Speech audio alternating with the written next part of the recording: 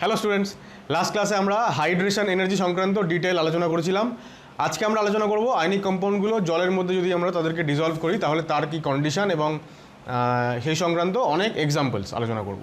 তবে ভিডিও শুরু করার আগে আরও একবার তোমাদেরকে রিকোয়েস্ট করব, তোমরা যারা এখনও পর্যন্ত আমার চ্যানেলটাকে সাবস্ক্রাইব করোনি তোমরা প্লিজ চ্যানেলটা সাবস্ক্রাইব করো, বেল আইকন প্রেস করো যাতে করে নোটিফিকেশানসগুলো পেতে পারো।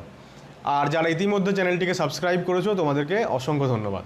এখন দেখো, আমরা একটা খুব সোজা এক্সাম্পল NaCl নিয়ে আলোচনা শুরু করছি। আমরা যদি একে জলের মধ্যে ডিজলভ করতে চাই তাহলে NaCl সলিডকে জলের মধ্যে ডিজলভ করলাম, তৈরি হবে Na+ অ্যাকুয়াস এবং Cl- অ্যাকুয়াস। এখন এই প্রসেসে যতটা এনথ্যালপির চেঞ্জ সেটাকে আমরা আগের দিন জেনেছিলাম কি বলে, delta H solution. Delta H solution excess water দিয়ে যখন আমরা কোনো একটা সলিডকে জলের মধ্যে ডিজলভ করছি। আয়নের ক্ষেত্রে এবং সলিডের ক্ষেত্রে, আয়নিক কম্পাউন্ডের ক্ষেত্রে ব্যাপারটা আলাদা বলেছিলাম আগের দিন। হাইড্রেশন এবং ডেল্টা এইচ সলিউশন দুটো আলাদা টার্ম।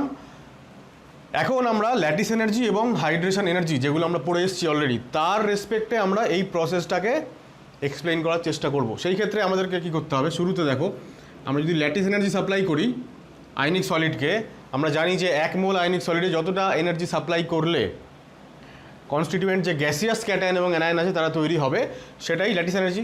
তাহলে এই পরিমাণ এনার্জি সাপ্লাই করলে তৈরি হবে গ্যাসিয়াস ক্যাটায়ন এবং গ্যাসিয়াস অ্যানায়ন।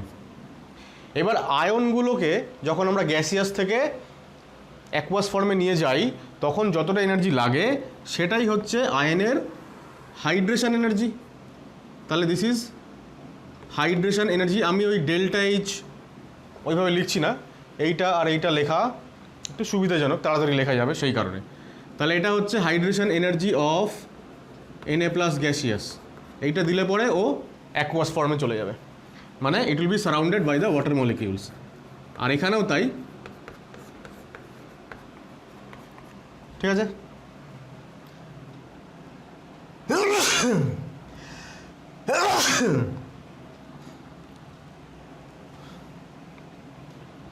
তাহলে আমরা কালেকটিভলি কি লিখতে পারি, হেসেস ল অ্যাপ্লাই করে, যে ডেল্টা এইচ সলিউশন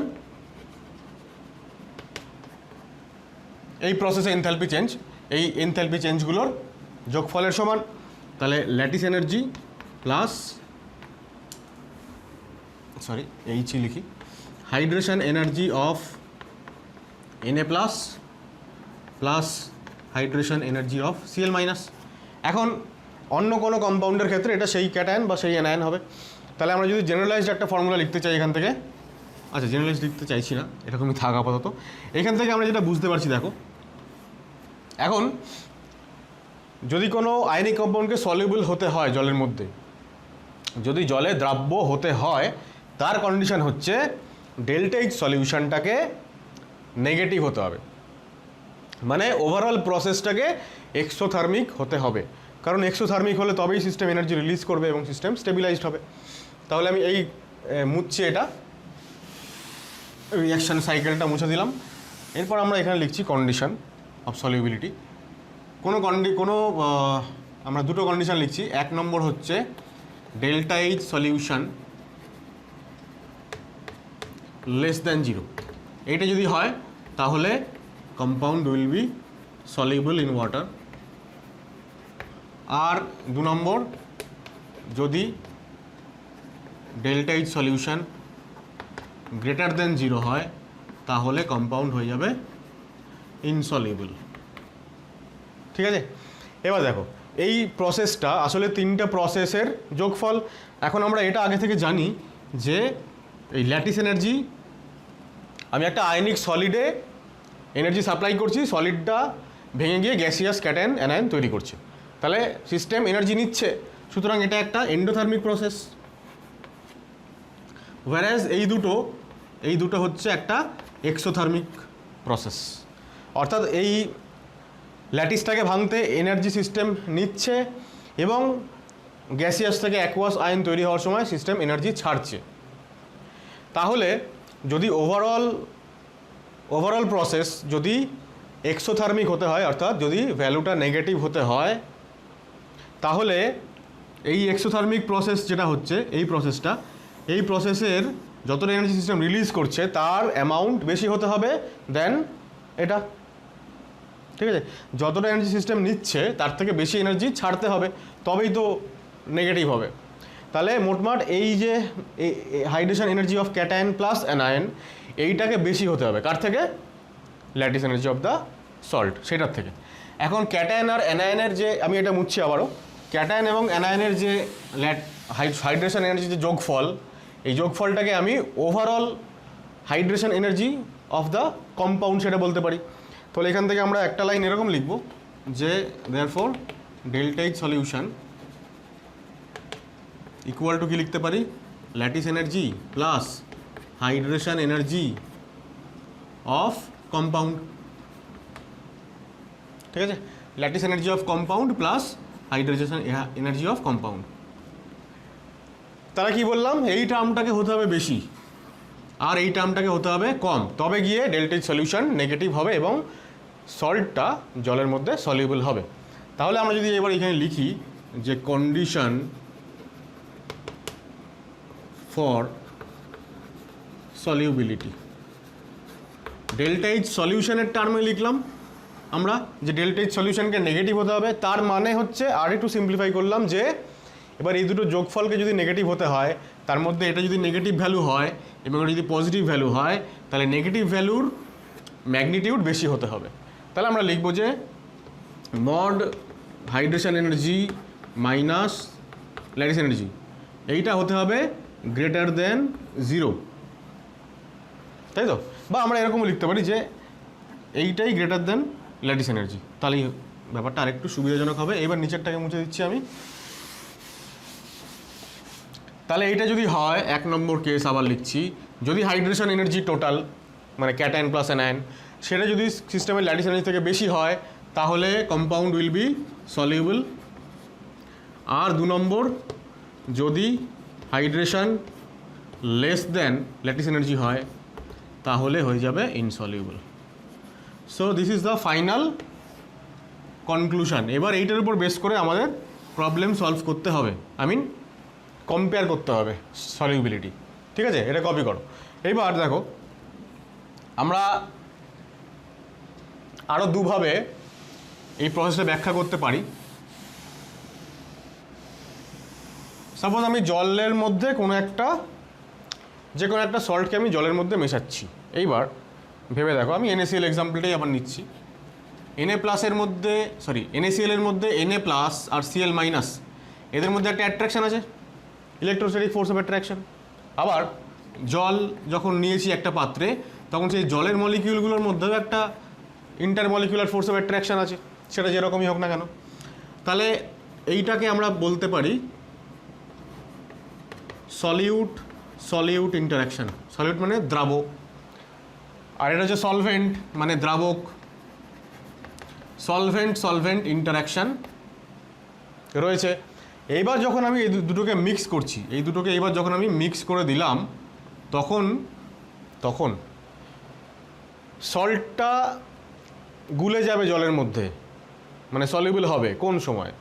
যদি এদের সঙ্গে, মানে এদের কোনো একটার সঙ্গে এদের যদি ইন্টারাকশান বেশি হয়, তাহলে দুটো কেস হতে পারে। এক হচ্ছে এদের মধ্যেকার যে ইন্টারাকশান আগে থেকে যেটা ছিল তার তুলনায় যখন এরা সেপারেটলি এর সঙ্গে ইন্টারাক্ট করতে চাইছে, তখন অ্যাট্রাকশান ফোর্সটা কম হচ্ছে।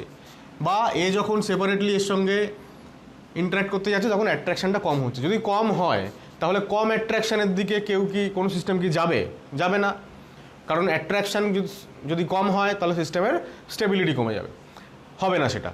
তাহলে কখন ব্যাপারটা হবে? যখন দেখা যাবে যে প্রিভিয়াসলি এদের ভেতরে যতটুকু অ্যাট্রাকশান ফোর্স ছিল তার তুলনায় যখন এরা সেপারেটলি যখন জলের সঙ্গে কম্বাইন করছে, তখন জলের সঙ্গে ওদের যে অ্যাট্রাকশান বা ইন্টারাকশান সেটা যদি বেশি হয় তাহলে একমাত্র প্রসেসটা ঘটবে। তাহলে আমরা এটা বলতে পারি যে মেশানোর পরে কি হবে? মেশানোর পরে সলিউটের সঙ্গে সলভেন্টের ইন্টারাকশান হবে। এবার এই সলিউড সলভেন্ট ইন্টারাকশন যদি বেশি হয়, সলিউড সলভেন্ট ইন্টারাকশন যদি বেশি হয় তাহলেই সিস্টেমটা সলিউবল হবে, আদারওয়াইজ হবে না। যদি প্রিভিয়াসলি অ্যাট্রাকশন ফোর্স বেশি থাকে তাহলে সেই বেশি অ্যাট্রাকশন থেকে কম অ্যাট্রাকশন, মানে বেশি স্টেবল থেকে কম স্টেবল এর দিকে সিস্টেম যাবে না। তাহলে তখনই সলিউবল হবে সিস্টেম যদি সলিউড সলভেন্ট অ্যাট্রাকশন বেশি হয়। এখন সলিউবল হচ্ছে তার মানে হচ্ছে কি সলিউড সলভেন্ট অ্যাট্রাকশন বেশি হচ্ছে। এবার আমরা শুরুতে যে ইকুয়েশনগুলো লিখেছিলাম সেইগুলো যদি একটু ভাবার চেষ্টা করো।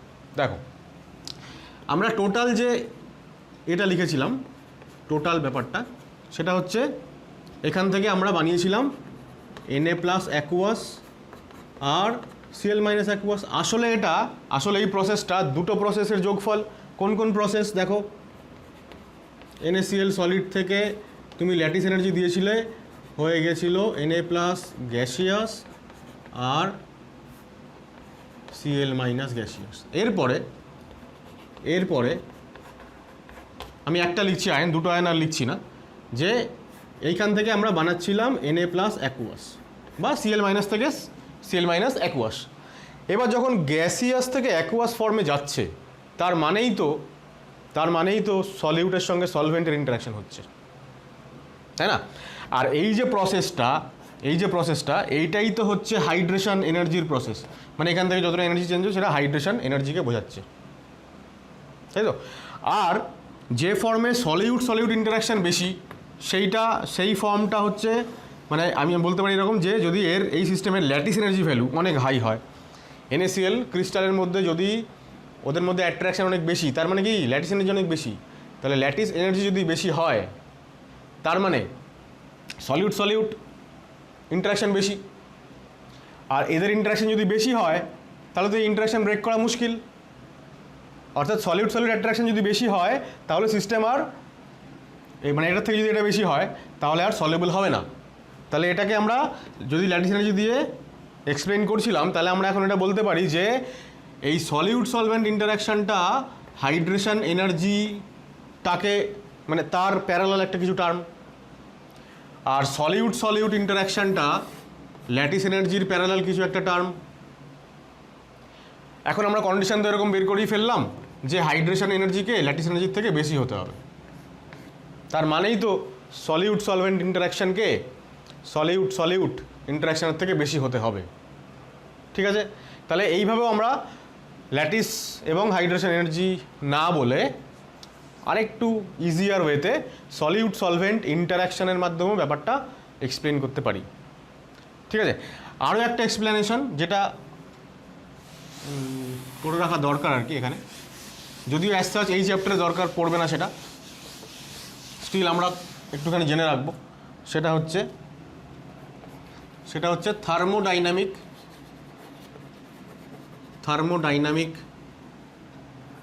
Aspect of solubility. থার্মোডাইনামিক্যালি আমি কীভাবে এটাকে ব্যাখ্যা করতে পারি, একটা ফর্মুলা আছে, যারা তোমরা থার্মোডাইনামিক্স পড়েছো তারা জানবে, delta G equal to delta H minus T delta S. এখন এখানে এই ডেল্টা জি এটাকে বলা হয় free energy, gives free energy change.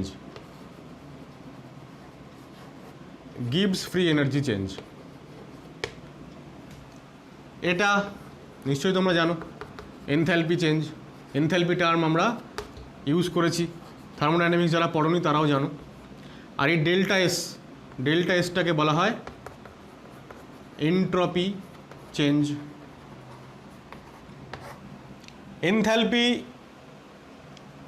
Enthalpy ব্যাপারটা বন্ড এনার্জির সঙ্গে রিলেটেড, এনট্রপি ব্যাপারটা রিলেটেড কার সঙ্গে, কোনো সিস্টেমের র্যান্ডামনেস বা সিস্টেমের কি বলবো, র্যান্ডামনেসকে কি বলে বাংলাটা মনে পড়ছে না এখন, পরে মনে পড়লে বলছি। মানে একটা সিস্টেমের ভিতরে যারা যারা রয়েছে, সাপোজ একটা সলিড ক্রিস্টালাইন, সেখানে কারা আছে, আয়নগুলো আছে।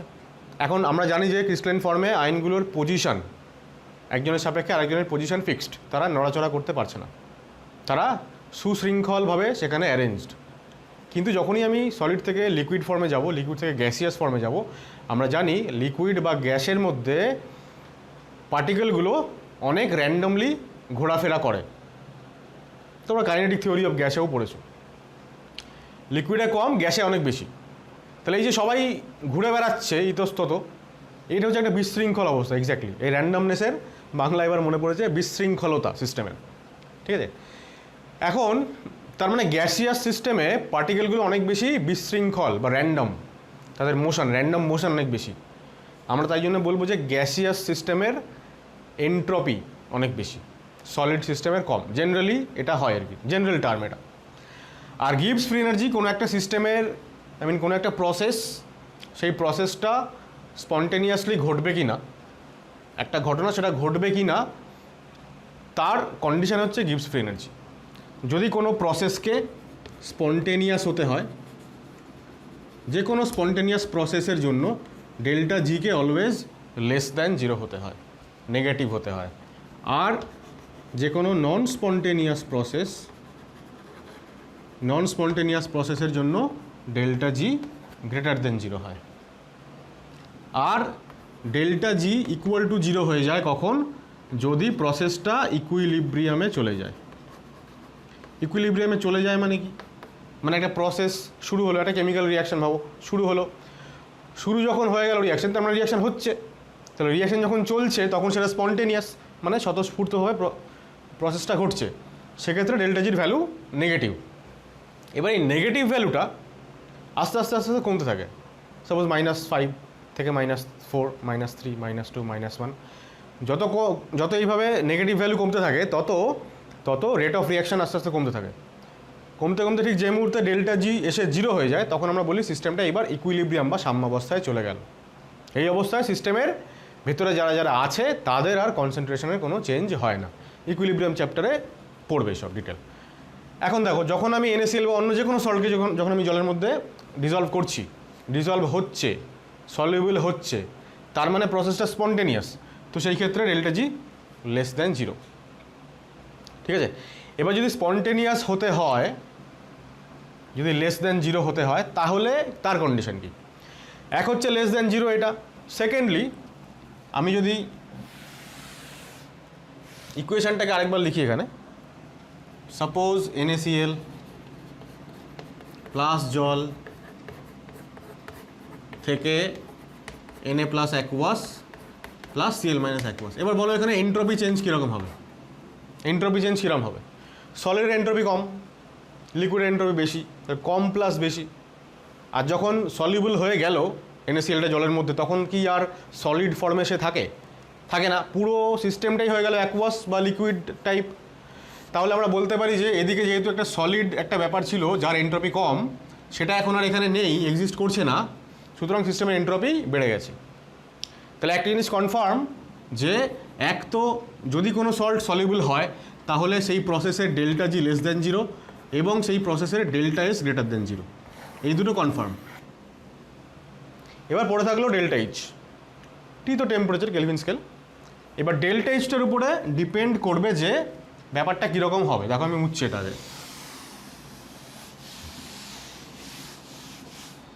ডেল্টা এইচ মানে কি? ডেল্টা এইচ টোটাল এই প্রসেসটা ডেল্টা এইচ, তার মানে ডেল্টা এইচ সলিউশন, তাই তো? এবার এক হতে পারে যে ডেল্টা এইচ সলিউশন বা ইকুয়েশন অনুযায়ী অনলি ডেল্টা এইচ, সেটা সাপোজ লেস দ্যান 0। ঠিক আছে, মানে নেগেটিভ সাইন। এবার দেখো delta G equal to delta H minus T delta S ছিল, তাহলে এটা একটা নেগেটিভ ভ্যালু। ঠিক আছে, অ্যাকচুয়ালি আমি প্রুফ করতে চলেছি যে ডেল্টা জি নেগেটিভ হবে নাকি পজিটিভ হবে, সেই অনুযায়ী আমি সিদ্ধান্ত নেবো যে সল্টটা জলের মধ্যে সলিউবল হবে নাকি হবে না। ঠিক আছে, তাহলে আমি ধরে নিচ্ছি যে আমি দুটো কন্ডিশন বলেছিলাম। এক, delta H solution less than 0, তখন হবে সিস্টেমটা সল্টটা সলিউবল হবে, কারণ সেই সময়তেই হাইড্রেশন এনার্জিটা গ্রেটার দ্যান ল্যাটিস এনার্জি হয়েছিল। আর যদি এটা গ্রেটার দ্যান 0 হয়, তাহলে আমরা দেখব সলিউবল হবে না। সেইটা আমরা থার্মোডাইনামিক্যালি প্রমাণ করছি। তাই নেগেটিভ সাইন। আর এন্ট্রপিটা কীরকম? পজিটিভ। তাহলে এইটা যদি পজিটিভ হয় আর টি মানে টেম্পারেচার কেলভিন স্কেলে পজিটিভই হবে। তাহলে পজিটিভ একটা কোয়ান্টিটি, তার সামনে নেগেটিভ সাইন আছে, তাহলে negative sign minus positive sign, তাহলে ব্যাপারটা কী দাঁড়ালো? দুটো নেগেটিভ সাইনের যোগফল হয়ে গেল না? তাহলে পুরো ব্যাপারটা নেগেটিভ হয়ে গেল। সুতরাং ডেল্টা জি লেস দ্যান 0 হয়ে গেল। ডেল্টা জি লেস দ্যান 0 মানে আমার প্রসেসটা স্পন্টেনিয়াস। ঠিক আছে, তাহলে থার্মোডাইনামিক্যালি আমরা প্রমাণ করলাম যে যদি delta H solution less than 0 হয় তাহলে প্রসেস স্পন্টেনিয়াস, আর delta H solution less than 0 মানেই আমরা সেখান থেকে বলেছিলাম যে hydration energy value cation plus anion সেটা তার ম্যাগনিটিউড বেশি হতে হবে দ্যান ল্যাটিস এনার্জি। এটা এক নম্বর কন্ডিশন, কন্ডিশন 1 এটা। আর কন্ডিশন 2 আমরা বলবো যখন delta H solution greater than 0। ঠিক আছে, তাহলে দেখো এটা মুছছি, এবার আবার আরেকবার লিখছি মুছে, এটাকেও মুছে দিই। ডেল্টা এইচ সলিউশন যদি গ্রেটার দ্যান 0 হয়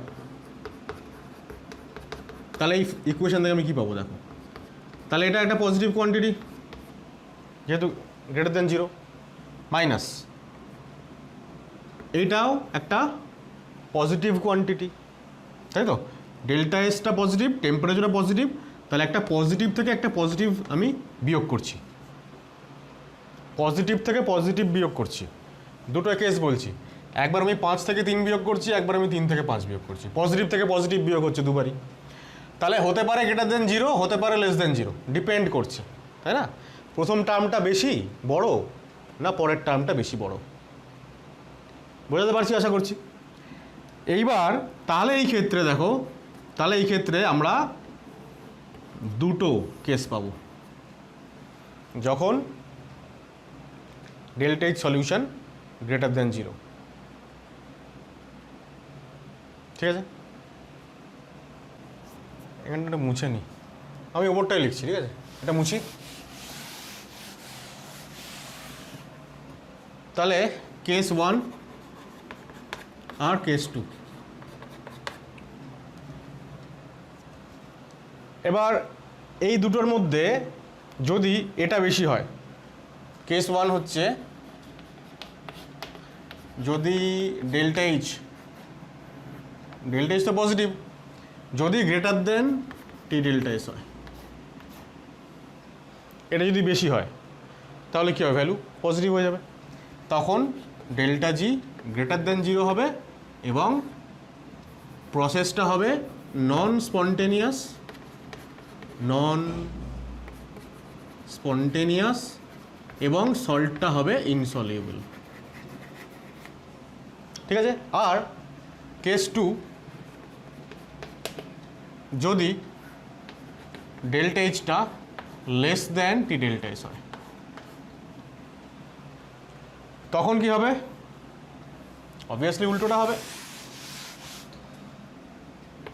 তখন ডেল্টা জি লেস দ্যান 0, প্রসেসটা স্পন্টেনিয়াস এবং সল্টটা সলিউবল। ঠিক আছে, এবার এখানে অনেকের মনে অনেক কোয়েশ্চেন্স আসতে পারে, আমি এক এক করে সেগুলো বলছি আর কি, কী কোয়েশ্চেন আসতে পারে এবং কেন, এবং তার আনসারই বা কী হবে। এখন দেখো, ডেল্টা এইচের তুলনায় টি ডেল্টা এস বেশি কখন হবে?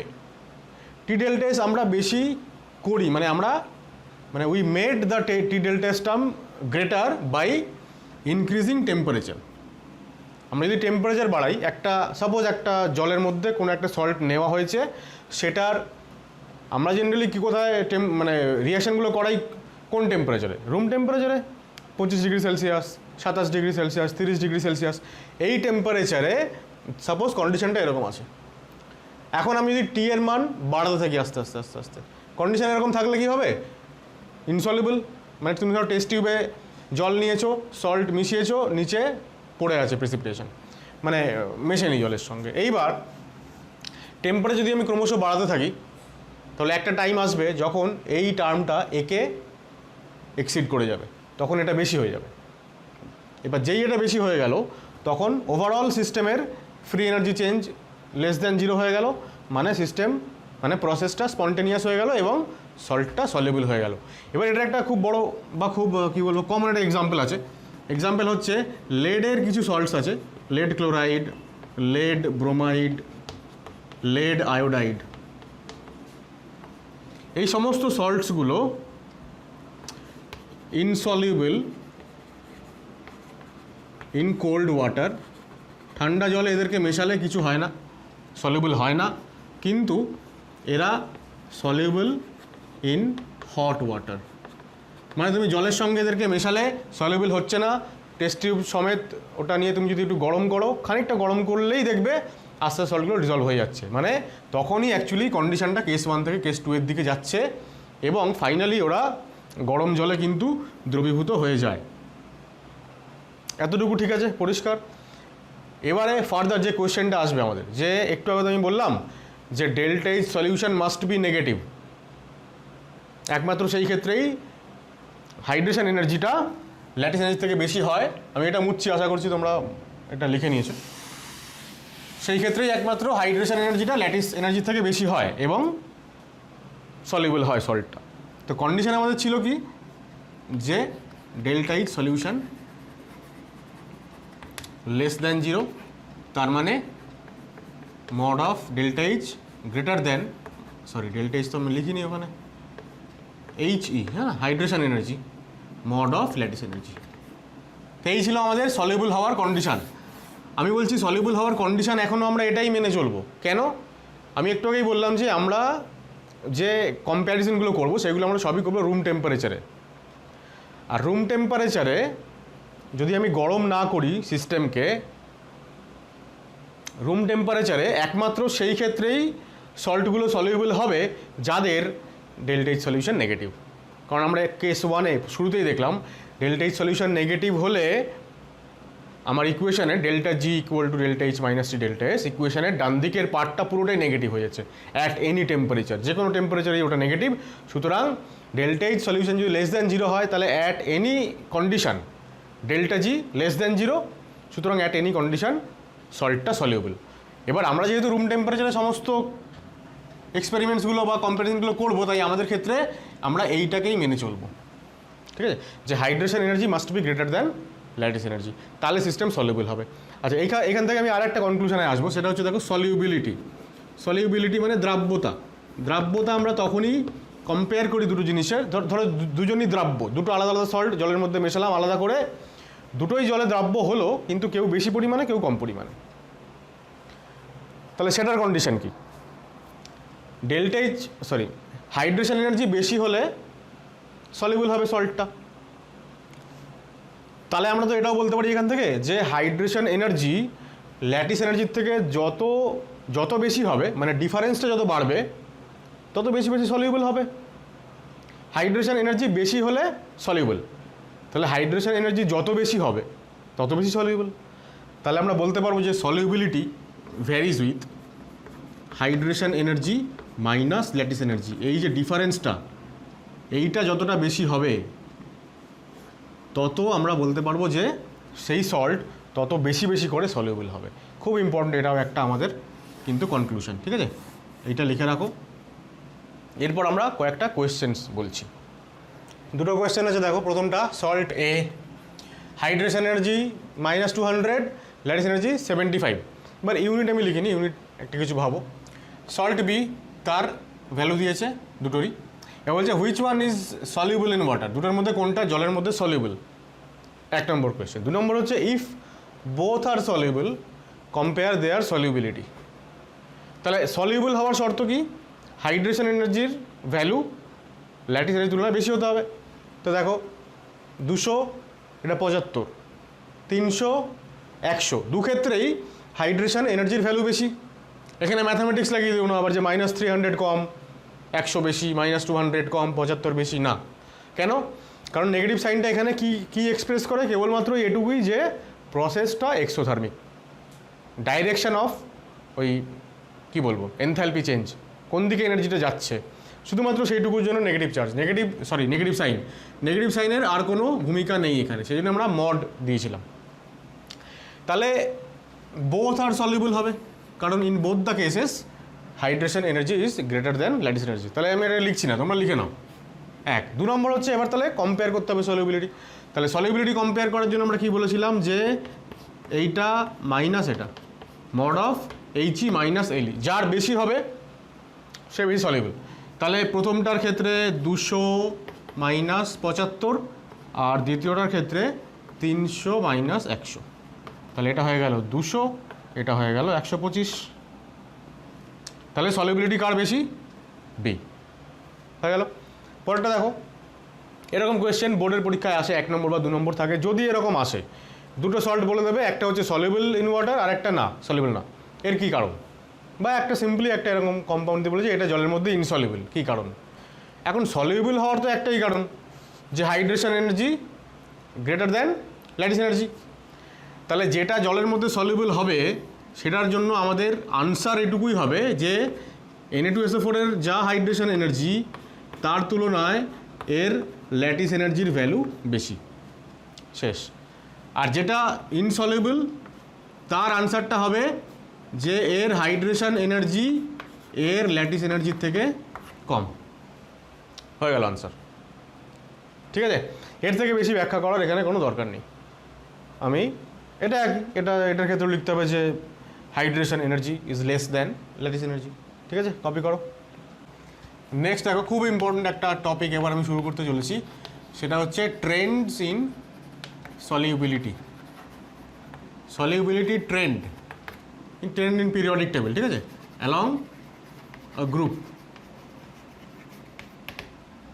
এবার ইনঅর্গানিক কেমিস্ট্রিতে আমরা বিভিন্ন ট্রেন্ড নিয়ে আলোচনা করি। আগের চ্যাপ্টারে আমরা পিরিয়ডিক টেবিল চ্যাপ্টারে আমরা ionic radius, atomic radius, ionization energy, electron gain enthalpy, এইসবের ট্রেন্ড আলোচনা করেছি। উপর থেকে নিচে নামলে গ্রুপে বা পিরিয়ডের বাদিক থেকে ডান দিকে গেলে কীভাবে এরা পাল্টাচ্ছে, বেশি হচ্ছে না কম হচ্ছে, ইত্যাদি ইত্যাদি। থ্রু আউট ইনঅর্গানিক কেমিস্ট্রি আমাদেরকে এরকম অনেক ট্রেন্ড নিয়ে আলোচনা করতে হবে। তার মধ্যে one of the most controversial হচ্ছে এই সলিউবিলিটি ট্রেন্ড। সলিউবিলিটি ট্রেন্ডে মানে তুমি এমন কোনো নির্দিষ্ট কোনো প্যাটার্ন তুমি লক্ষ্য করতে পারবে না। বিভিন্ন জায়গায় বিভিন্ন রকমের লজিক অ্যাপ্লাই হয়। এরকম বেশ কিছু কেস আছে যেখানে লজিক অ্যাপ্লাই করার কোনো জায়গায় নেই, শুধু শুধু ট্রেন্ডগুলো আমাদের মনে রাখতে হয়, মুখস্থ করতে হয়। কারণ ফাইনালি কোন সল্ট সলিউবল হবে জলের মধ্যে সেটা ডিপেন্ড করবে একটাই জিনিসের উপরে, যে তার হাইড্রেশন এনার্জি বেশি নাকি কম ল্যাটিস এনার্জির তুলনায়। হাইড্রেশন এনার্জি বেশি হলে সলিউবল।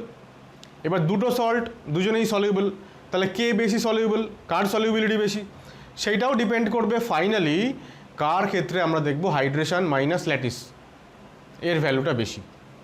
এবার সলিউবিলিটির ট্রেন্ড মানে কার বেশি কার কম সেটা চেক করার সবথেকে সহজ উপায় হচ্ছে ভ্যালু যদি আমরা জানতে পারি হাইড্রেশন এনার্জির ভ্যালু এত, ল্যাটিসের ভ্যালু এত, 3-4টে সল্টের ক্ষেত্রে আমরা বিয়োগ করলাম, বিয়োগ ফলটা যার বেশি হবে সে সবথেকে বেশি সলিউবল।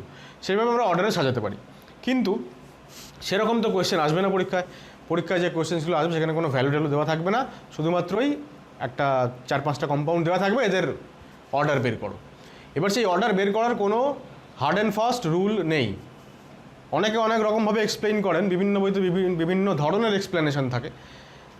হ্যাঁ, তো কোনো বইতেই তুমি পারফেক্ট সব মানে সমস্ত কম্পাউন্ডের এক্সপ্লেনেশন একসঙ্গে আছে এরকম কোনো বই পাবে না। সমস্ত কম্পাউন্ড বলতে আমি বলতে চাইছি যে আমাদের জন্য যেটুকু দরকার, উচ্চ মাধ্যমিক, নিট বা জেই মেন, জেই অ্যাডভান্সের জন্য যতগুলো দরকার সেই সবগুলোও অন্তত একটা জায়গায় একটা বইতে আছে, এরকম পাবে না কোনো বই। আবার আমরাও যখন পড়াই, টিচাররাও যখন পড়াই বা বিভিন্ন বইতেও যখন লেখা হয় সলিউবিলিটির অর্ডার, তার যে এক্সপ্লেনেশন, সেইগুলোতেও ইচ্ছে করে অনেক জায়গায় আমরা স্কিপ করে যাই, কারণ সত্যি সত্যি তার কোনো এক্সপ্লেনেশন নেই আর কি। শুধুমাত্রই আমাদের এক্সপেরিমেন্টাল ডেটা দেখে ওইখানে কাজগুলো করতে হয়। ফলে এইখানে অনেক কিছু থাকবে যেগুলো আমাদেরকে যেটা আমি বলবো সেটা ধরে নিতে হবে তোমাদেরকে যে হ্যাঁ এটাই হয়। স্টিল এর মধ্যে থেকেও আমরা একটা পার্টিকুলার টাইপের জন্য যে টাইপটার উপরে কোয়েশ্চেন সবথেকে বেশি আসে, 90% কোয়েশ্চেন যেরকমটা আসে সেই রকমটার উপরে আমরা একটা ওরকম লজিকের মতন বানাতে পেরেছি। সেটা কীরকম দেখো, এই যে আমি কথাটা লিখেছি না ইন অ্যালং এ গ্রুপ, আমি যদি গ্রুপ বরাবর নিচে নামি তাহলে কি হবে? সাপোজ তাও আমি এটা বলছি যে আমি যেটা বলবো তোমাদের এখন এক্সপ্লেনেশনটা যেটার জন্য, সেটা হচ্ছে শুধুমাত্র S block elements, group 1 group 2। এবার গ্রুপ বরাবর যদি আমি নিচে নামি, পাল্টাবে কি? ক্যাটায়ন পাল্টাবে। সাপোজ আমি বলছি যে lithium chloride, sodium chloride, potassium chloride, rubidium chloride and caesium chloride. তাহলে এটা হচ্ছে সবাই গ্রুপ 1-এর ক্লোরাইড। একই রকমভাবে গ্রুপ 2-র আমরা ক্লোরাইড পাবো, বেরিলিয়াম ক্লোরাইড, BeCl2, MgCl2, ঠিক আছে, calcium chloride, strontium, barium chloride. আমি বলতে চাইছি যে অ্যালং আ গ্রুপ আমরা নামবো, ক্যাটাইন চেঞ্জ হবে, অ্যানাইন চেঞ্জ হবে না। এই ধরনের যদি কোনো কোয়েশ্চেন্স আসে পরীক্ষায়, যেখানে কম্পেয়ার করতে দিয়েছে যে কম্পাউন্ডগুলোতে তাদের ক্যাটায়নটা চেঞ্জ হচ্ছে, অ্যানায়নটা চেঞ্জ হচ্ছে না, সেই ক্ষেত্রে আমরা একটা সুন্দর একটা এক্সপ্লেনেশন পেয়েছি, যেটা আমি তোমাদেরকে বলবো, যেটা তোমরা মনে রাখবে। তাতে করে 90% কোয়েশ্চেনের আনসার সলভ হয়ে যাবে। বাকি যে 10% পড়ে থাকলো তার মধ্যে 5%-এর কোনো এক্সপ্লেনেশন নেই, শুধু ট্রেন্ডগুলোই মুখস্থ করতে হবে। আর বাকি 5% যেখানে ক্যাটায়নটা ফিক্সড থাকবে, অ্যানায়নটা চেঞ্জ হবে। For example sodium fluoride, sodium chloride, sodium bromide and sodium iodide. এই ক্ষেত্রে ক্যাটায়নগুলো চেঞ্জ হচ্ছে, ক্যাটায়নগুলো ফিক্সড থাকছে, কিন্তু অ্যানায়নগুলো চেঞ্জ হচ্ছে। এবার এইটা হচ্ছে সেই বাকি 5%-এর মধ্যে পড়ছে, যেগুলো পরীক্ষাতে আসে, কিন্তু সেগুলোর জন্য আমরা আলাদা সেপারেট একটা রুল বলবো, যে রুলটা আবার অনেক সময় ম্যাচ করে না, ভায়োলেট হয়। তারও কিছু এক্সেপশন আছে। এক্সেপশন এই রুলেরও আছে, যেখানে ক্যাটায়ন চেঞ্জ হচ্ছে, অ্যানায়ন চেঞ্জ হচ্ছে না। এখানে অনেক এক্সেপশন আছে, কিন্তু যে অনেক মানে কটা, 3টে বা 4টে ম্যাক্সিমাম। বাদ বাকি সবগুলোই যে আমি ফর্মুলাটা বলতে চলেছি তার আন্ডারে পড়ে যাবে, ফলে আমাদের কাজ করতে অনেক সুবিধা হবে।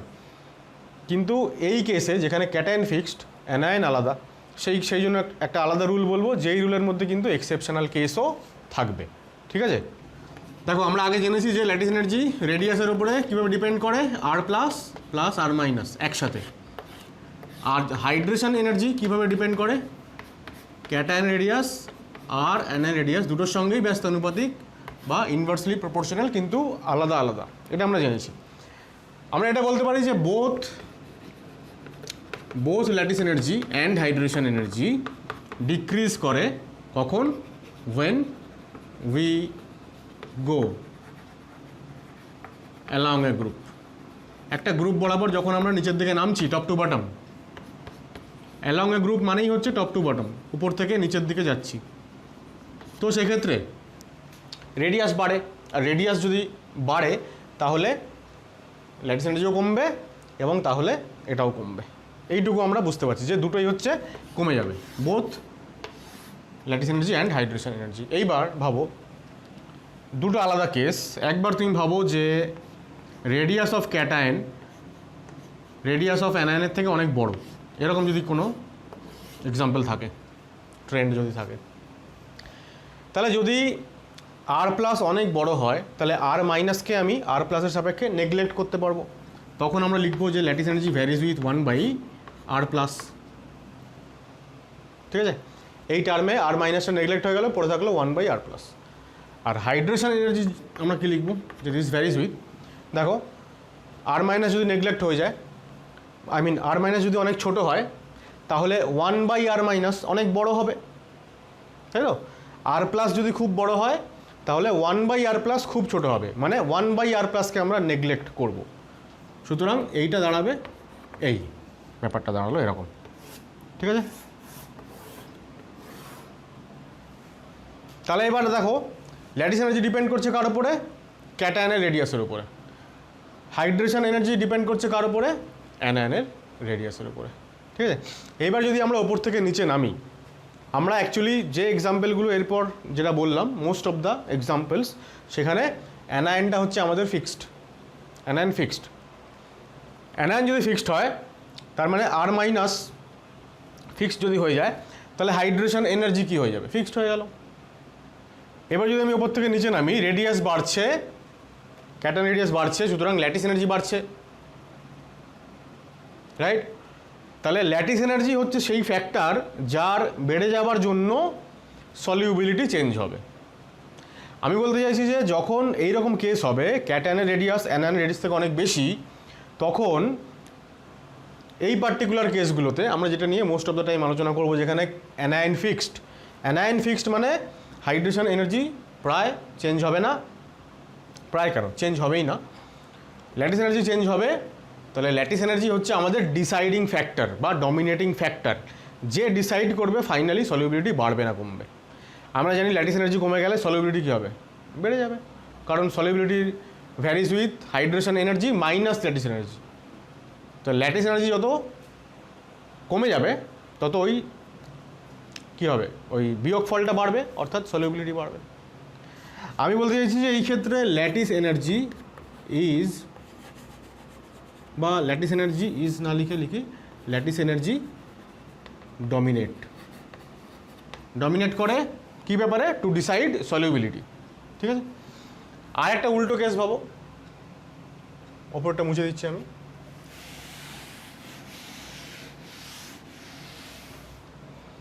একটা উল্টো কেস মানে কেস 2, যেখানে ক্যাটায়নের রেডিয়াস অনেক ছোট, এটা যদি হয় তাহলে lattice energy varies with 1/r- হবে খালি, তাই তো?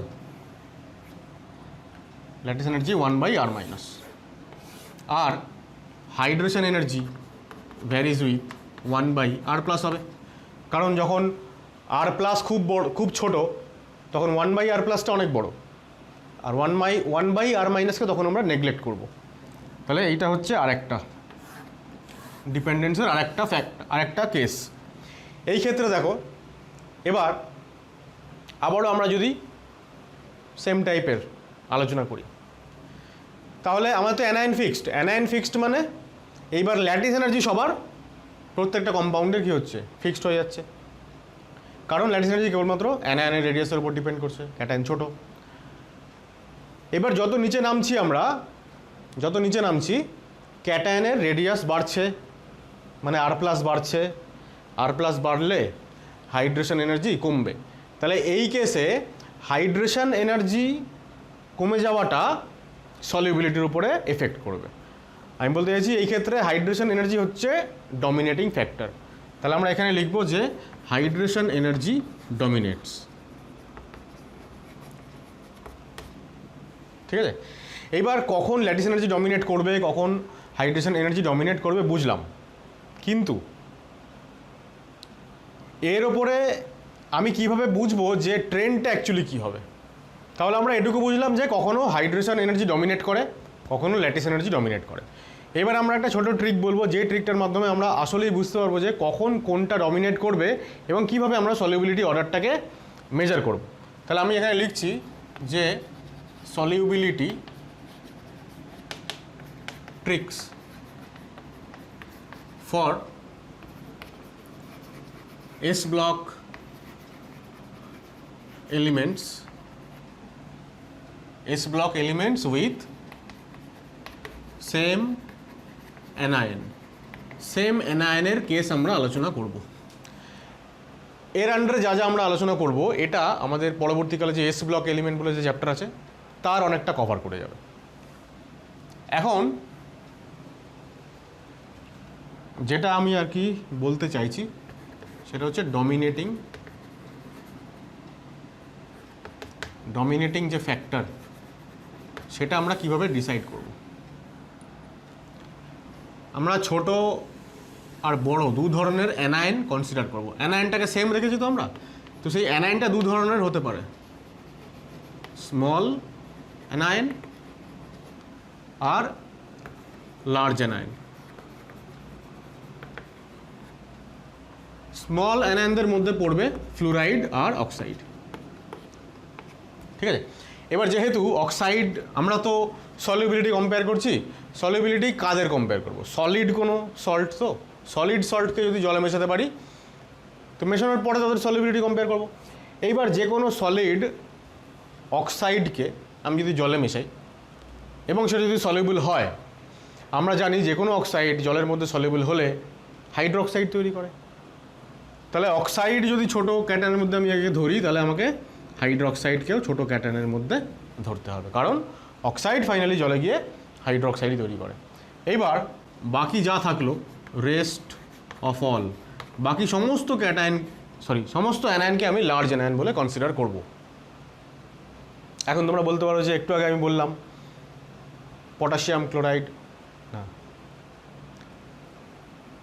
এখন তোমরা বলতে পারো যে এরকম তো হতেই পারে যে ক্যাটায়ন এবং অ্যানায়নের সাইজটা ক্লোজ, কাছাকাছি।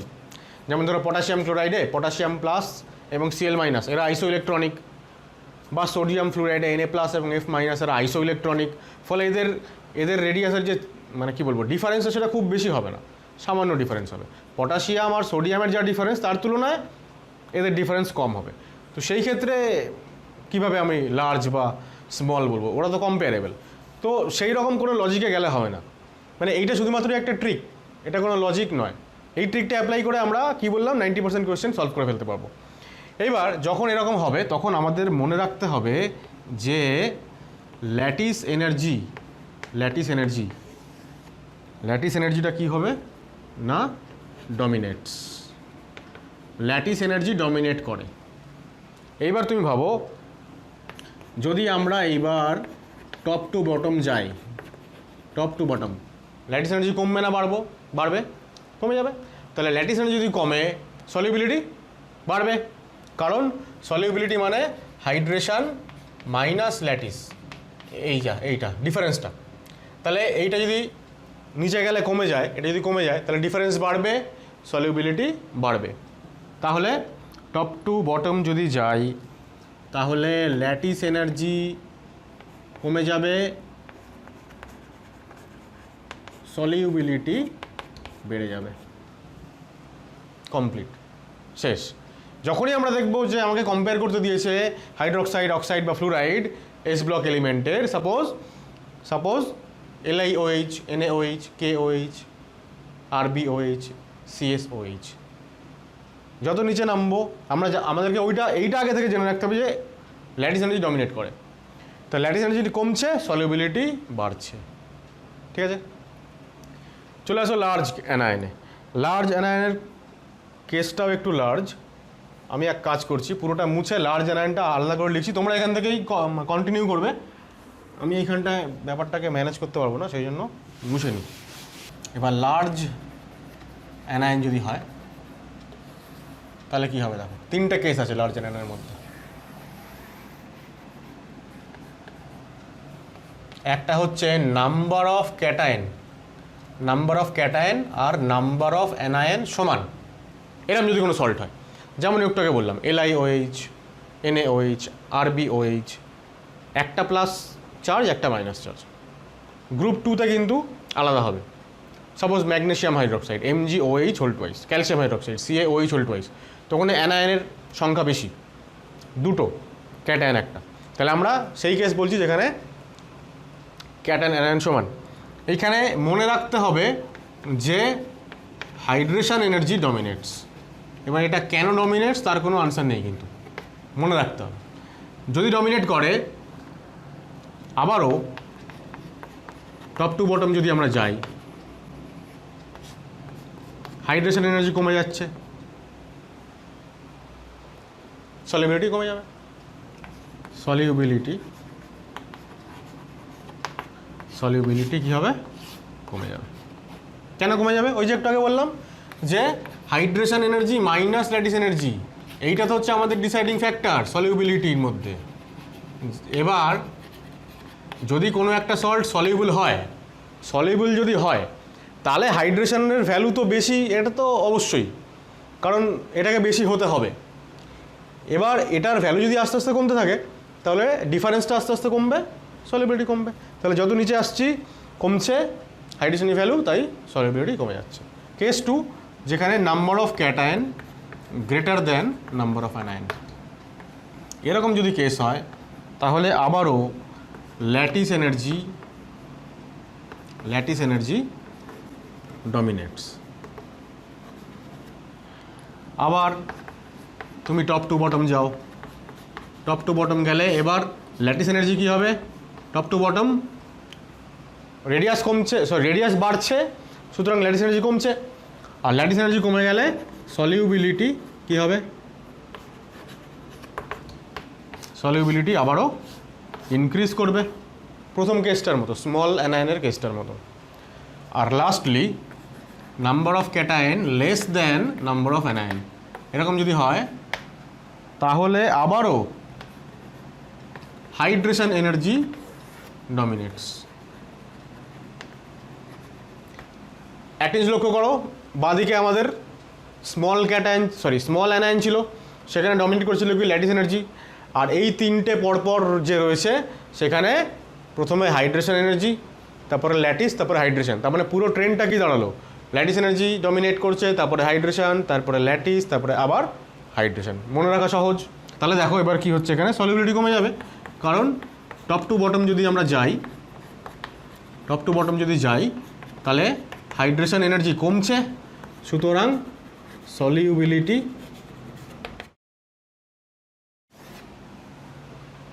ঠিক আছে। তাহলে ক্যাটায়নের সাইজ বড়, সলিউবিলিটি বাড়বে, ক্যাটায়নের সাইজ ছোট, সলিউবিলিটি কমবে। ভুল বললাম, সাইজ বলছি বারবার আমি। ক্যাটায়নের সংখ্যা বাড়ছে, সলিউবিলিটি বাড়ছে। ক্যাটায়নের সংখ্যা, এন মানে সংখ্যা, কমছে, সলিউবিলিটি কমছে। ঠিক আছে। তাহলে এই চার্টটা প্রথমে আমাদেরকে মুখস্থ করতে হবে, এর পেছনে কোনো লজিক নেই। তাহলে প্রথম কথা হচ্ছে স্মল অ্যানায়ন কোনগুলো সেইগুলো মনে রাখতে হবে, ফ্লুরাইড আর অক্সাইড, তাই না। পিরিয়ডিক টেবিলে সবথেকে ডান দিকে সবথেকে উপরে ফ্লুরাইড, তার আগে অক্সাইড, দুটো সবথেকে ছোট অ্যানায়ন। এবার যেহেতু অক্সাইড জলে গিয়ে হাইড্রোক্সাইড তৈরি করে, তাই হাইড্রোক্সাইডও ওই লিস্টে এসছে 3 জন, বাদবাকি সমস্ত অ্যানায়ন হচ্ছে লার্জ। এবার সেই সমস্ত অ্যানায়নগুলো যখন থাকবে তখন আমরা এরকম 3টে কেস করব, ক্যাটায়ন অ্যানায়নের সংখ্যা সমান নাকি কম বেশি। সমান হলে হাইড্রেশন এনার্জি ডমিনেট করবে, বেশি হলে ল্যাটিস এনার্জি ডমিনেট করছে, কম হলে হাইড্রেশন ডমিনেট করছে, এবং সেই অর্ডারে সলিউবিলিটি বাড়ছে বা কমছে। এইটা যদি আমরা মনে রাখতে পারি তাহলে সমস্ত কোয়েশ্চেন্সের আন্ডারে যা থাকবে, 2, 3, 4টে এক্সেপশন ছাড়া বাকি সব চোখ বন্ধ করে দেওয়া যাবে। ঠিক আছে। এবার আমরা সরাসরি এক্সাম্পলে চলে আসছি। এক্সাম্পলগুলো করার জন্য যা যা বলার দরকার বলে ফেলেছি অলরেডি। এবার দেখো, শুরুতে আমরা যেটা করব 1 নম্বরে, সেটা হচ্ছে sulphate, sulphide, nitrate, carbonate of group 1 and 2।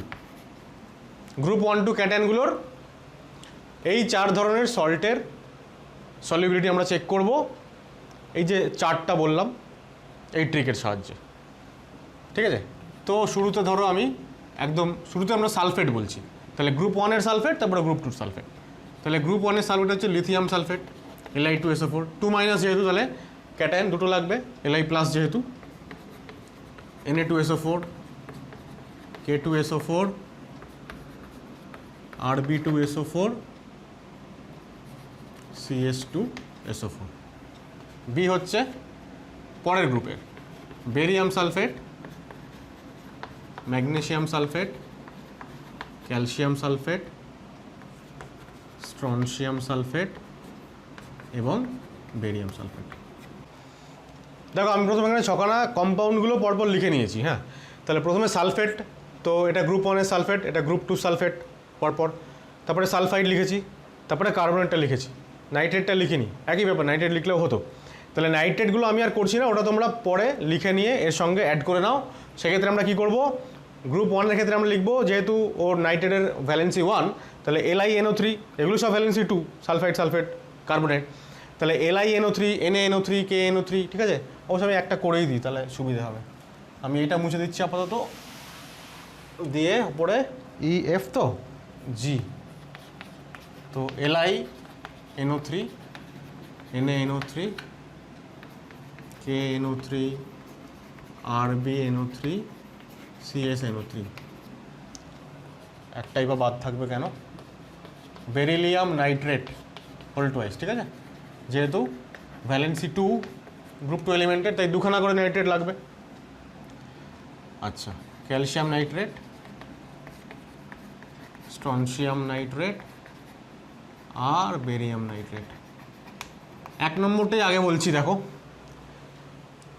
এখন এই যে সালফেট, নাইট্রেট, কার্বনেট, সালফাইড এগুলো সবাই বড় লার্জ অ্যানায়ন, তাই তো? স্মল অ্যানায়নে কেবলমাত্র ফ্লোরাইড, অক্সাইড আর হাইড্রোক্সাইড ছিল। তাহলে লার্জ অ্যানায়নের সেকেন্ড কেস এটা ক্যাটায়নের নাম্বার অফ ক্যাটায়ন বেশি, দুখানা ক্যাটায়ন একটা অ্যানায়ন। আর আমরা ট্রিক কী বললাম একটু আগে, নাম্বার অফ ক্যাটায়ন বেশি হলে সলিবিলিটি বাড়বে ডাউন দ্য গ্রুপ। তাহলে যখনই আমরা ডাউন দ্য গ্রুপ যাব, মানে এই দিকে যাব up to caesium sulphate, solubility বাড়বে। এবার কেন বাড়বে? কারণ আবার তুমি ওই ট্রিকটা মাথায় রাখো যে একদম যারা স্মল অ্যানায়ন ছিল তাদের ক্ষেত্রে ডমিনেটিং ফ্যাক্টর ছিল ল্যাটিস এনার্জি। লার্জ অ্যানায়নদের প্রথম কেস মানে এই কেসটা যেখানে নাম্বারটা সমান, সেখানে ডমিনেটিং ফ্যাক্টর হাইড্রেশন এনার্জি, এখানে লিখে রাখি তাহলে পরেরটা করতে সুবিধা হবে। হাইড্রেশন এনার্জি ডমিনেটিং ফ্যাক্টর, আর এখানে ল্যাটিস এনার্জি ডমিনেটিং ফ্যাক্টর। এবার যত আমি নিচে নামছি ল্যাটিস এনার্জি কমছে মানে সলিবিলিটি বাড়ছে। তাহলে সলিবিলিটি যদি ক্রমশ বাড়ে তাহলে দিস ইজ দ্য ট্রেন্ড বা অর্ডার। এর ক্ষেত্রে উল্টোটা, হাইড্রেশন যেহেতু ফ্যাক্টর ডমিনেটিং, তাই যত নিচে নামছি হাইড্রেশন কমছে মানে সলিবিলিটি কমছে। তাহলে এখানে অর্ডারটা উল্টো হয়ে গেল। ঠিক আছে, আমাদের ট্রিক সুন্দর কাজে আসছে। এখানে কোনোটায় কোনো এক্সেপশন নেই, ট্রিক যা বলবে তাই। আবার দেখো এখানে এটার মতন হয়ে যাবে না, সিমিলার। এটা আবার কার মতন হয়ে যাবে? এর মতন হয়ে যাবে। এটা আবার কার মতন হয়ে যাবে? এর মতো। এটা কার মতো হয়ে যাবে? এর মতো, একই। ঠিক আছে, তাহলে এখানে ক্রমশ যত নিচে নামছি তত বাড়ছে, কারণ ল্যাটিস এনার্জি এখানে ডমিনেটিং, আর এখানে হাইড্রেশন ডমিনেটিং, কারণ ক্যাটায়ন এনার্জির সংখ্যা সেম। আবার এখানে ক্যাটায়ন বেশি, ল্যাটিস এনার্জি ডমিনেটিং, সংখ্যা সমান, হাইড্রেশন এনার্জি ডমিনেটিং। ওপরেও এইখানে এবার দেখো ক্যাটায়ন অ্যানায়নের সংখ্যা সমান, তাহলে ডমিনেটিং ফ্যাক্টরকে হাইড্রেশন এনার্জি। তাই যদি হয় তাহলে নিচে নামলে ক্রমশ হাইড্রেশন কমবে মানে সলিবিলিটি কমবে। তাহলে নাইট্রেটের ক্ষেত্রে আবার অর্ডারটা এরকম হয়ে যাচ্ছে, যত নিচে নামছি সলিবিলিটি কমছে। এখানে দেখো অ্যানায়নের সংখ্যা বেশি, অ্যানায়নের সংখ্যা বেশি মানে লাস্ট কেস, অ্যানায়নের সংখ্যা বেশি মানে আবারও হাইড্রেশন এনার্জি হচ্ছে, হ্যাঁ হাইড্রেশন এনার্জি হচ্ছে আমার ডমিনেটিং ফ্যাক্টর। আর অ্যানায়নের সংখ্যা বাড়লে বা ক্যাটায়নের সংখ্যা যদি কম হয়, ক্যাটায়ন কম, তাহলে নিচে নামলে সলিবিলিটি কম। তাহলে যত নিচে নামবো সলিবিলিটি কমবে, সুতরাং আবারও এটি হচ্ছে অর্ডার। আশা করা যায় আমি বোঝাতে পারছি, ট্রিকটার সঙ্গে এইগুলোকে ম্যাচিং করাতে পারছি। হাইড্রেশন ফ্যাক্টর যদি হয় এখানে, যদি সমান হয় তাহলে হাইড্রেশন ফ্যাক্টর ডমিনেটিং ফ্যাক্টর, তাহলে নিচে নামলে হাইড্রেশন এনার্জি বাড়ছে, সলিবিলিটি বাড়ছে। তাহলে যত নিচে নামবো সলিবিলিটি বাড়বে। ঠিক আছে, উল্টো করে দিলাম তো, হাইড্রেশন তো কমছে। আচ্ছা ঠিক করো না একটু কাইন্ডলি, এটা ভুল করে ফেললাম। হাইড্রেশন এনার্জি যত নিচে নামছি বাড়ছে, আবারও ভুল বলছি, যত নিচে নামছি সাইজ বাড়ছে, সুতরাং হাইড্রেশন এনার্জি কমছে, তাই সলিবিলিটি যত নিচে নামবো কমবে, তাই যত নিচে নামছি সলিবিলিটি কমে যাচ্ছে। ল্যাটিস এনার্জি ডমিনেটিং ফ্যাক্টর, যত নিচে নামছি ল্যাটিস এনার্জি কমছে, সলিবিলিটি বাড়ছে। অন্যভাবে আরও শর্ট ট্রিক, ক্যাটায়নের সংখ্যা বেশি তো সলিবিলিটি বাড়বে ডাউন দ্য গ্রুপ। তাহলে সলিবিলিটি যদি বাড়ে তাহলে এই হচ্ছে অর্ডার। আর এখানে যেহেতু cation anion same, hydration energy dominating factor, যত নিচে নামছি হাইড্রেশন এনার্জি কমছে, সলিবিলিটি কমছে। তাহলে নিচে নামলে যদি সলিবিলিটি কমে তাহলে সবথেকে বেশি সলিবল হচ্ছে এটা। তো দেখো তুমি এইবার যে কটা আমরা করলাম, এবার দেখো একটা জিনিস, এই যে গ্রুপ ওয়ানের সালফেট, গ্রুপ ওয়ানের সালফাইড, গ্রুপ ওয়ানের কার্বনেট, ঠিক আছে সেম, প্রত্যেকটাতেই ক্যাটায়নের সংখ্যা বেশি, অর্ডারও দেখো একই, এখানেও ক্রমশ বাড়ছে, এখানেও ক্রমশ বাড়ছে, আর এখানেও ক্রমশ বাড়ছে। গ্রুপ টু এর ক্যাটায়ন অ্যানায়ন যেহেতু সমান, তাই এখানেও যেরকম ট্রেন্ড, এখানেও সেরকম ট্রেন্ড, এখানেও সেরকম ট্রেন্ড। এইখানে হয়ে গেছে উল্টো, এখানে যেমন এই কটা এক্সাম্পলে যেমন গ্রুপ টুর ক্ষেত্রে ছিল সংখ্যাটা সমান, এখানে গ্রুপ ওয়ানের সংখ্যাটা সমান হয়ে গেছে, তাই এইগুলোতে গ্রুপ টু এর যা ট্রেন্ড এইখানে গ্রুপ ওয়ানের, নাইট্রেটের ক্ষেত্রে গ্রুপ ওয়ানের তাই ট্রেন্ড, আর বাকিগুলোতে সালফেট সালফাইড বা কার্বনেটের যা ট্রেন্ড এখানে গ্রুপ টু এর নাইট্রেটের ক্ষেত্রে সেই ট্রেন্ড। আশা করা যায় বোঝাতে পারলাম, কপি করো। সেকেন্ড এক্সাম্পল আমরা রেখেছি হ্যালাইডস অফ গ্রুপ ওয়ান, মানে অ্যালকালি মেটালদের হ্যালাইডগুলো। হ্যালাইড মানে ফ্লুরাইড, ব্রোমাইড, আয়োডাইড, ক্লোরাইড, এরকম। এবার দেখো ফ্লোরাইড আর ব্রোমাইডকে আমি আগে রেখেছি কেন, কারণ এখানে কোনো এক্সেপশন নেই। ফ্লোরাইড হচ্ছে স্মল অ্যানায়নদের ক্ষেত্রে lattice energy dominating factor, top to bottom যাচ্ছি ল্যাটিস এনার্জি কমছে, সলিউবিলিটি বাড়ছে, যত নিচে যাচ্ছি সলিউবিলিটি বাড়ছে। তো দিস ইজ দ্য অর্ডার, ঠিক আছে, পারফেক্ট। এখানেও তাই। এবার ব্রোমাইড হচ্ছে বড় লার্জ অ্যানায়নদের ক্ষেত্রে যদি ক্যাটায়ন এবং অ্যানায়নের সংখ্যা সমান হচ্ছে তাহলে হাইড্রেশন এনার্জি ডমিনেটিং ফ্যাক্টর, যদি হাইড্রেশন ডমিনেটিং ফ্যাক্টর হয় টপ টু বটম হাইড্রেশন কমছে সলিউবিলিটি কমছে, তাহলে সলিউবিলিটি যদি এদিক থেকে ওদিকে গেলে টপ টু বটম গেলে যদি কমে যায় তাহলে সব থেকে বেশি হচ্ছে এর যত নিচে যাচ্ছি ক্রমশ কমছে। এবার ব্রোমাইডের মতোই হচ্ছে আয়োডাইড বা ক্লোরাইড লার্জ অ্যানায়ন, সুতরাং এই রকম ট্রেন্ড হওয়া উচিত। তাহলে এর ক্ষেত্রে এইটা হচ্ছে আমাদের এক্সপেক্টেড ট্রেন্ড, কিন্তু অ্যাকচুয়ালি আমরা কি করব, আমরা এখানে একটা ক্রস সাইন দেবো যে এটা আসলে হয় না, যদিও এটা হচ্ছে এক্সপেক্টেড আমাদের রুল অনুযায়ী। এখানে সামান্য একটা চেঞ্জ হয়, সেটা হচ্ছে এরকম, এই দুটোর মধ্যে ইন্টারচেঞ্জ হয়ে যায়, ঠিক আছে। এবার এটার কারণ বলতে চাইছি না আমি এখন, দরকার নেই। একটু আগে আমি যেটা বললাম যে ট্রিকগুলো মানে এই যে চার্ট আমি বানিয়েছি, চার্টটা হচ্ছে শুধুমাত্রই ফর ট্রিক, এখানে লজিক কম ট্রিক বেশি। তা এখানেও কেন এটা চেঞ্জ হয়ে গেল সেটা সেই এক্সেপশনটার কোনো লজিক নেই। যদিও আমরা এর পরবর্তীকালে ফাজান্স রুল পড়ব নেক্সট চ্যাপ্টার, নেক্সট ভিডিওতে। তো ফাজান্স রুল দিয়ে খানিকটা এটা ব্যাখ্যা করা যায়, সেটা তখন আলোচনা করব। তবে সলিউবিলিটি ব্যাপারগুলো ফাজান্স রুল দিয়ে খুব বেশি ব্যাখ্যা না করে হাইড্রেশন বা ল্যাটিস এনার্জি দিয়ে ব্যাখ্যা করাটাই বাঞ্ছনীয় আর কি। তো আপাতত এইটা হচ্ছে আমাদের সঠিক অর্ডার। এখানে আমরা লিখব অ্যাকচুয়ালি এই হচ্ছে আমাদের অর্ডার, ঠিক আছে। তাহলে এখানে একটা তুমি স্টার দিয়ে রাখো যে এটা একটা এক্সেপশনাল কেস। একই রকমভাবে এটা এক্সেপশনাল কেস, এটাও এখানে একটু বেশি স্টার, কেন একটু বেশি এক্সেপশন আছে এখানে। তাহলে অ্যাকর্ডিং টু নর্মাল ট্রেন্ড এইটা হওয়া উচিত, কিন্তু আবার এখানে আমি ক্রস দিচ্ছি। তাহলে অ্যাকচুয়াল যে ট্রেন্ডটা হয় সবার আগে তো LICL ঠিক আছে, তারপরে চলে আসছে সিজিয়াম আর রুবিডিয়াম, ওরা আগে উঠে চলে আসে, তারপরে এই দুজন যেরকম আছে সেরকম NaCl এবং সব থেকে কম হচ্ছে KCl। এটা হচ্ছে আমাদের অ্যাকচুয়াল অর্ডার এবং এই কোয়েশ্চেন্সগুলো খুব ইম্পর্ট্যান্ট আমাদের আমরা যেভাবে পরীক্ষার রেসপেক্টে খুবই ইম্পর্ট্যান্ট। এইবার এই এক্সেপশনসগুলো মনে রাখতে হবে, কেন এটা হচ্ছে, কি হচ্ছে, কোনো কারণ নেই, লজিক নেই, মানে লজিক দেওয়া যাচ্ছে না, এটা অনলি মুখস্থ করতে হবে। ভেরি ভেরি ইম্পর্ট্যান্ট এই দুটো, ঠিক আছে, কপি করো। এবার দেখো halides of group 2 alkaline earth মেটালদের হ্যালাইড। তো beryllium, magnesium, calcium, strontium, barium, এদের ফ্লুরাইড, ক্লোরাইড, ব্রোমাইড, আয়োডাইড, এই তিনটেতে কোনো এক্সেপশন নেই। নর্মাল যা রুল, আমাদের রুল কি বলছে, এরা লার্জ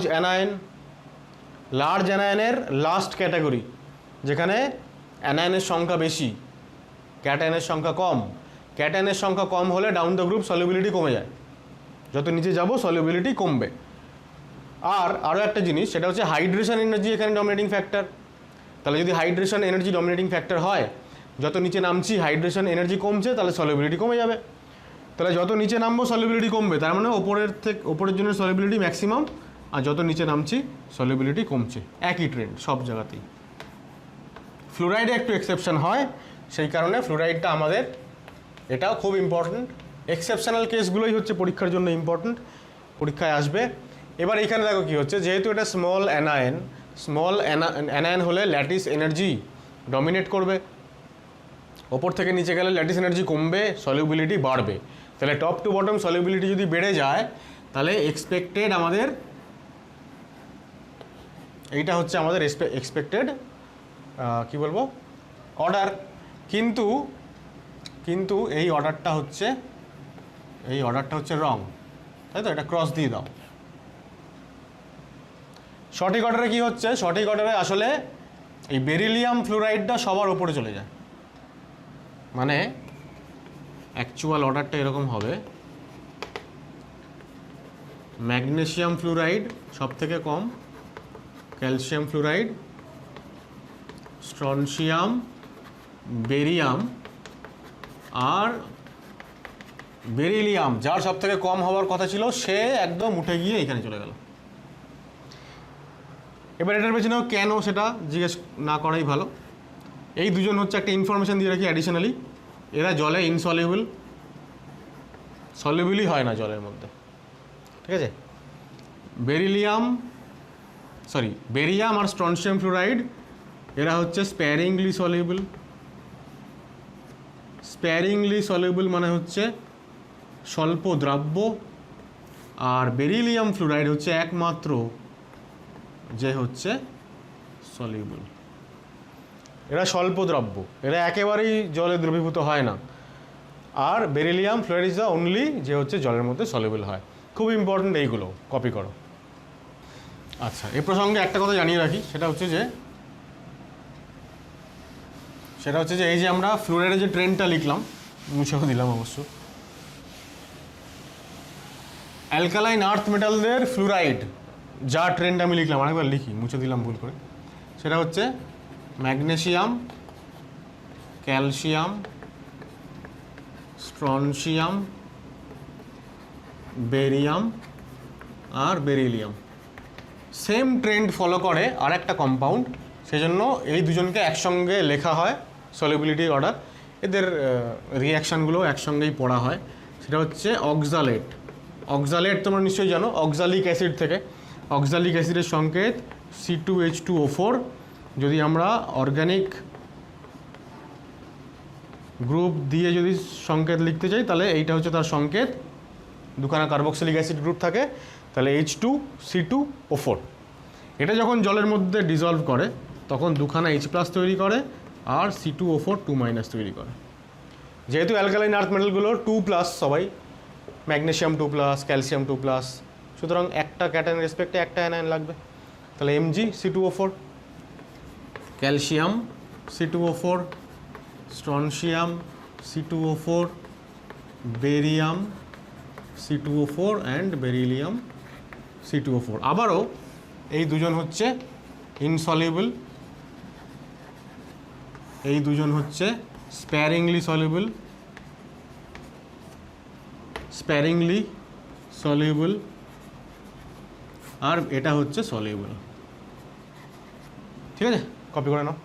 দেখো, নেক্সট হচ্ছে অ্যালকালি মেটালসগুলোর অক্সালেট। যেহেতু আমি গ্রুপ 2 এলিমেন্টের অক্সালেট বললাম, তাহলে গ্রুপ 1 এলিমেন্টেরও অক্সালেট বলতে হবে, কিন্তু গ্রুপ 1 এলিমেন্টের অক্সালেটে ওইরকম কোনো এক্সেপশন নেই আর কি। এবার দেখো, তাহলে C2O4 একটা আর লিথিয়াম কটা, দুটো। ক্যাটায়নের সংখ্যা বেশি আর কি, অ্যানায়ন তো অবশ্যই লার্জ অ্যানায়ন, তাহলে ক্যাটায়নের যদি সংখ্যা বেশি হয় ডাউন দ্য গ্রুপ সলিউবিলিটি বাড়বে, তাহলে যত নিচে যাব সলিউবিলিটি বাড়বে। ঠিক আছে, no exception. Oxide and hydroxides of group 1 and group 2 elements. এবার অক্সাইড এবং হাইড্রোক্সাইড, অক্সাইড হাইড্রোক্সাইড সবাই হচ্ছে স্মল অ্যানায়ন। স্মল অ্যানায়ন মানে ল্যাটিস এনার্জি ডমিনেট করে, ওপর থেকে নিচে নামলে ল্যাটিস এনার্জি কমবে, সলিউবিলিটি বাড়বে। যত নিচে যাব সলিউবিলিটি বাড়বে, তাহলে সলিউবিলিটি যত নিচে যাচ্ছি বাড়ছে।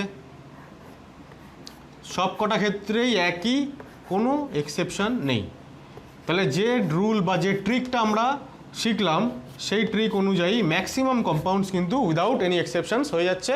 3-4 কম্পাউন্ডে খালি এক্সেপশন চলছে। ঠিক আছে, কপি করো। লাস্ট এক্সাম্পল হচ্ছে এই ক্যাটাগরি আন্ডারে, সেটা হচ্ছে বাইকার্বনেট অফ গ্রুপ 1। ঠিক আছে, লিখে রাখি আগে উপরে, বাইকার্বনেটস অফ গ্রুপ 1। তাও আমরা এখানে কম্পেয়ার করবো কাকে? Sodium bicarbonate, potassium bicarbonate, rubidium bicarbonate এবং সিজিয়াম বাইকার্বনেট। লিথিয়াম বাইকার্বনেটকে আমরা নিলাম না। কেন নিলাম না? কারণ লিথিয়াম বাইকার্বনেটকে এদের মতন মানে সলিড অবস্থায় পাওয়া যায় না। আমরা তো সলিউবিলিটি চেক করছি, মানে জলে কে কতটা দ্রাব্য, তাহলে সেটা তো সলিড সল্টেরই আমরা কম্পেয়ার করবো না। সলিড হলে তবেই তো তাকে জলে মেশাতে পারবো এবং তার সলিবিলিটি চেক করতে পারবো। যাকে সলিড ফর্মে পাওয়াই যায় না, অ্যাকুয়াস ফর্মেই খালি যাকে পাওয়া যায়, তার আবার সলিবিলিটি কী? তার তো সে তো অলরেডি অ্যাকুয়াস ফর্মে পাওয়া যাচ্ছে, মানে সেই ফর্মে ও তো সলিবল হয়েইছে, কিন্তু তাকে সলিড ফর্মে পাওয়াই যায় না, তাই তার কোনো কম্প্যারিজন হবে না। একই রকমভাবে গ্রুপ 2 এরও বাইকার্বনেটগুলোকে সলিড ফর্মে পাওয়া যায় না, তাই গ্রুপ 2 এর বাইকার্বনেট আমরা আলোচনা করব না। যাদেরকে সলিড ফর্মে পাওয়া যায় তাদেরই আমরা সলিউশনে, মানে জলের মধ্যে মিশিয়ে তার সলিউশন তৈরি করে তার সলিবিলিটি চেক করতে পারি। এবার এদের ক্ষেত্রে তুমি দেখো, একটা জিনিস মনে করে দেখো, সোডিয়াম আর বাইকার্বনেট, কটা সোডিয়াম? একটা। কটা বাইকার্বনেট? একটা। তাহলে যদি নাম্বার অফ ক্যাটায়ন এবং অ্যানায়ন সমান হয়, হাইড্রেশন এনার্জি ডমিনেট করছে, টপ টু বটম যাচ্ছি, হাইড্রেশন এনার্জি কমছে, তাহলে সলিবিলিটি কমবে। যদি কমে সলিবিলিটি টপ টু বটম, তাহলে এইটা অর্ডার হওয়া উচিত, কিন্তু দিস ইজ রং, এটা কারেক্ট অর্ডার নয়। কারেক্ট অর্ডার হচ্ছে ঠিক আর অপোজিট। Correct order is just opposite. এই যে জাস্ট অপোজিট হয়ে গেল,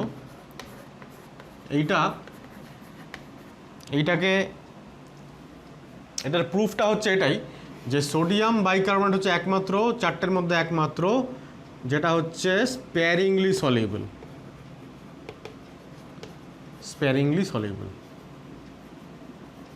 আর এগুলো সবাই জলের মধ্যে সলিউবল, এবং যত নিচে নামি তত ওদের সলিউবিলিটি বাড়ে। তাহলে আমাদের প্রথম পর্বের আলোচনা শেষ, যেখানে ক্যাটায়নটা পাল্টাচ্ছে, ডাউন দ্য গ্রুপ আমরা যাচ্ছি, অ্যানায়ন ফিক্সড, ম্যাক্সিমাম কোয়েশ্চেন্স ওইখান থেকেই আসে পরীক্ষায়।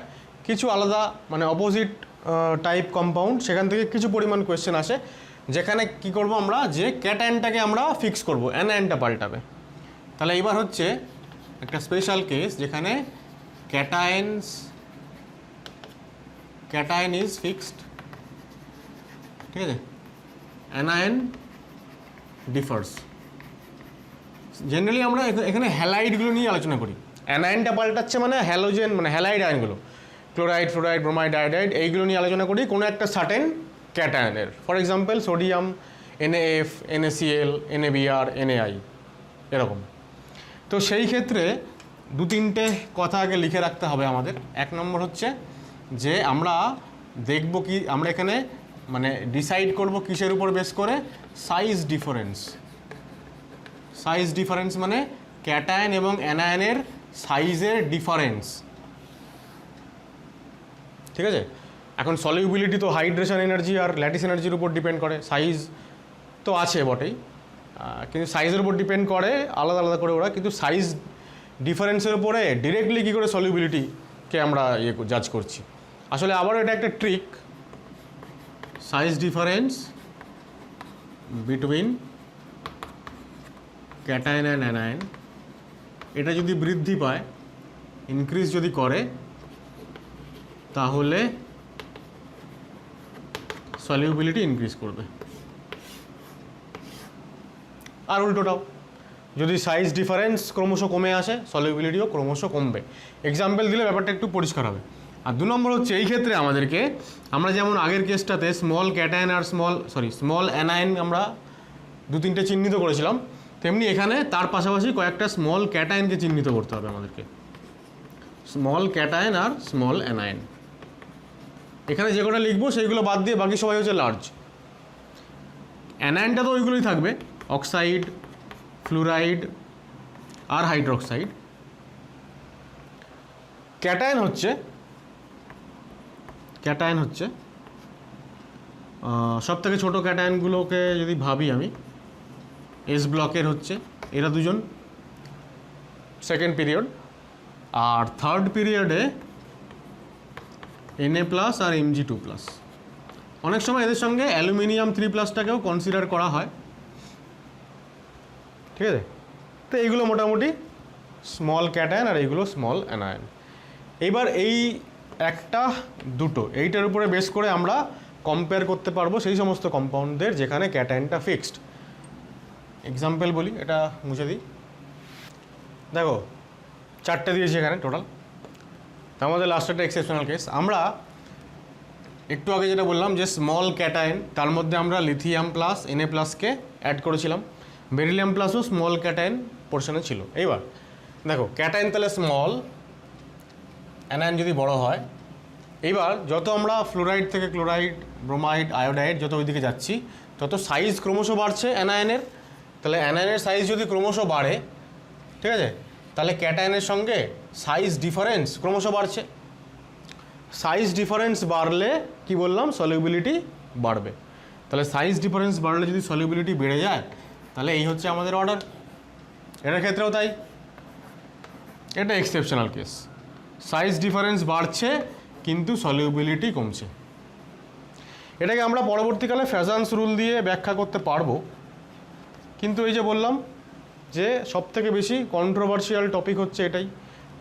এখন কি করে আমি বুঝবো যে কখন কোনটাকে ফ্যাজান্স রুল দিয়ে ব্যাখ্যা করব, কখন কোনটাকে হাইড্রেশন বা ল্যাটিস এনার্জি দিয়ে ব্যাখ্যা করব?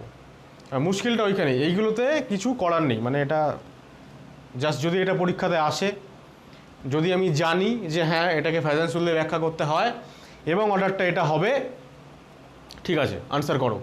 কিন্তু যদি সেই মুহূর্তে আমি জানি না, এবার যদি আমি দেখি যে আমি এই সাইজ ডিফারেন্স, ওইটা একটা পড়েছিলাম যে সাইজ ডিফারেন্স যেখানে বেশি হবে সেখানে সলিবিলিটি বেশি হবে, সেইটা যদি অ্যাপ্লাই করে দিই তাহলে ভুল হয়ে গেল।